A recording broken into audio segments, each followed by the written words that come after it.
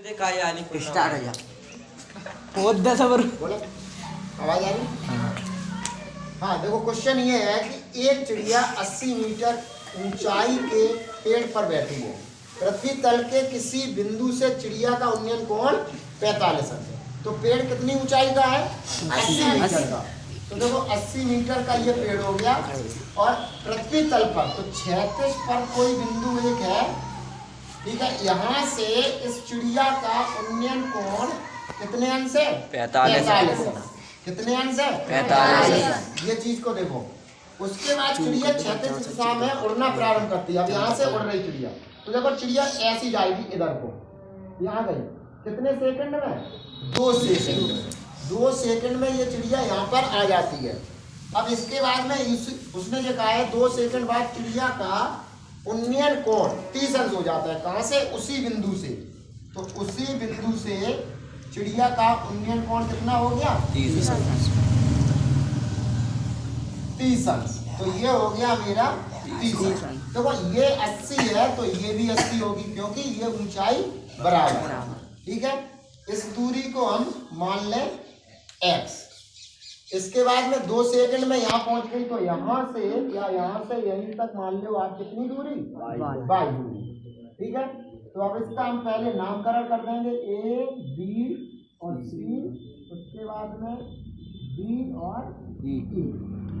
अब देखो इसमें सबसे पहले हम समकोण त्रिभुज लेंगे। तो यहाँ पर आप लिखें सॉल्व और यहाँ पर आप इसमें लिखें त्रिभुज ABC में।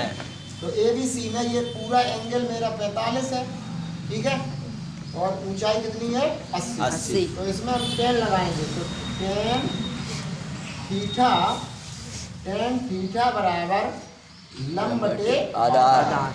तो tan थीटा का मान कितना है 45 और लंब है मेरा 80 और बटे आधार है मेरा x। तो tan 45 का मान होता है 80 बटे x। तो क्रॉस मल्टीप्लाई करेंगे तो x का मान आ जाएगा 80 मीटर। अब इसके बाद 2 सेकंड में जो चिड़िया है वो यहाँ पहुँच गई। तो हमें रियलिटी में y का मान निकालना है इसमें। तो अब ले लो इसमें त्रिभुज ADE में। तो त्रिभुज ADE में tan फिर लगाएंगे तो tan 30 या tan थीटा बराबर लिख दो इसमें पहले। tan थीटा बराबर लंब बटे आधार। तो tan 30 बराबर लंब इसका कितना फिर 80 हो जाएगा। अब देखो आधार कितना होगा। आधार देखो यहाँ से यहाँ तक x है, यहाँ देखो यहाँ से यहाँ तक x है और यहाँ से यहाँ तक y है। तो पूरा आधार यहाँ से लेकर यहाँ तक आधार कितना हो जाएगा x प्लस y। tan 30 का मान होता है 1/√3 80 बटे x प्लस y। इसका क्रॉस मल्टीप्लाई करोगे तो x प्लस y बराबर 80√3। x की वैल्यू हमने पहले कितनी निकाल रखी है, ये समीकरण डाल दो, इसको समीकरण 2। अब इसमें x की वैल्यू हमने यहाँ से तो यहाँ पे लिख दो समीकरण 1 व 2 से। समीकरण 1 व 2 से। तो इसमें x की वैल्यू 80 यहाँ लिख देंगे हम। तो 80 प्लस y बराबर 80√3 y बराबर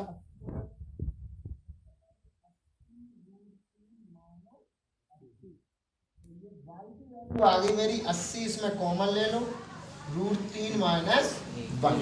ये दूरी आ गई मेरी ये। और ये दूरी कितने समय में जाता है 2 सेकंड में। तो चाल पूछी है तो चिड़िया